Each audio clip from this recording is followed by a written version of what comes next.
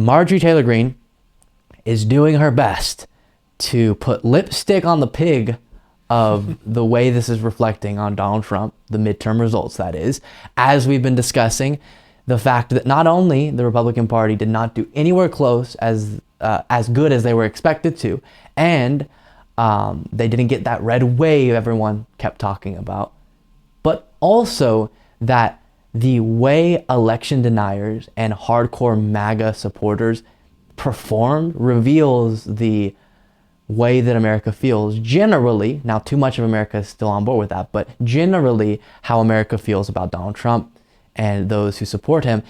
And that's what even people in right-wing networks are taking away from this. Maybe it's time for Trump to move on. He's not going to help the Republican Party. Marjorie Taylor Greene does not like that analysis. No, sorry, Bob. Take a look at her thoughts. Very, very important.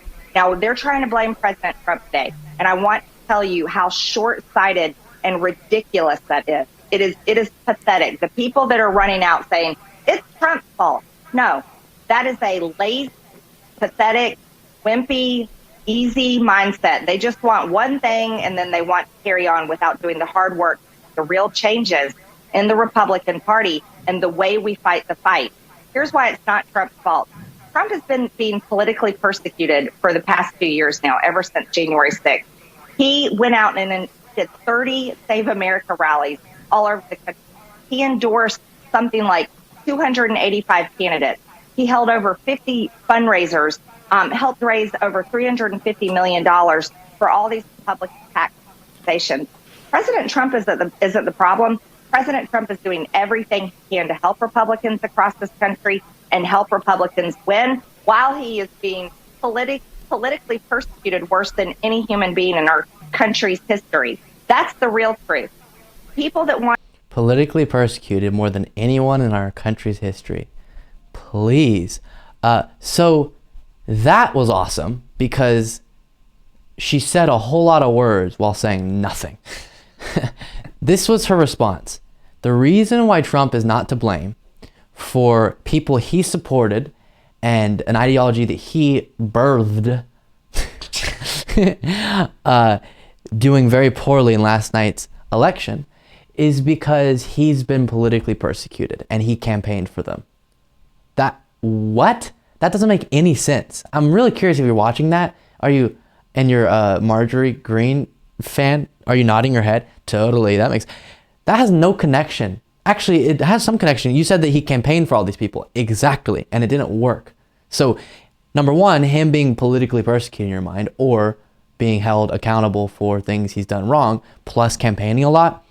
The only way those connect is, number one, yeah, he probably didn't do as well last night. Those he supported didn't because of the connection to him and the potential crimes he's committed that he's being held accountable for. So in that sense, the persecution you're talking about, I do heavy air quotes on that, or accountability that's being brought onto him, that did affect possibly the election results in the opposite way that she's thinking. And then, of course, him campaigning a lot does show that even him campaigning didn't help them enough in their elections. And so she's completely backwards on this. But if Marjorie Taylor Greene has one mission in life, it is to be loyal to Trump no matter what. And that's why we're getting some scary reporting that if Trump does indeed announce on Tuesday and get the nomination in the Republican Party, he's considering Marjorie Taylor Greene as his running mate, which would be so fun for all of us. Oh, no. That's, to me, if you were doing a political TV show, fictional, and trying to make it somewhat comedic, and then you made Trump and Marjorie Taylor Greene the two candidates, the people writing it would probably think that you're going a little too far with that. And that's just too far from reason to be even in a fictional show. But this is real life, and that could very well happen. And so I'm curious to see in the next week or so, how do the narratives shift, right? How do people start framing this to make themselves not look as bad? Because Marjorie Taylor Greene is very much the center or one of the key figures in this election denial, Trump supporting, uber Trump loyalist movement. And so this reflects poorly, not on her, because she did win her reelection, but on her movement. And the fact that in districts that aren't so deep red like hers, they didn't do well, these election deniers generally. And so how is she going to contend with that? How is she going to frame that? Hopefully, for her sake, she'll come up with a better way to respond than that. But the other aspect that's actually making me happy is we are seeing people deny the election results and claim fraud. And we're going to have to deal with that. That's brutal. Of course, they don't understand that in a democracy, sometimes you lose. That doesn't mean that it's being stolen from you. You actually have to have evidence to believe something like that. Tough for them to understand. But as you saw in that clip, they're not actually generally, even people as bonkers as Marjorie Taylor Greene, completely leaning in at this moment to the election denial thing for this election, because you saw it there. She's not saying Trump's not to blame for this because it was all stolen. She's saying Trump's not to blame for this because of the political persecution and the campaigning. That's good. That means there's going to be some acceptance that while we're going to see Carrie Lake, if she loses, claim it was all stolen, and the fact that there were some issues at the very beginning with the voting machines that got solved just based on the feeding of it. We'll talk about that later in the week.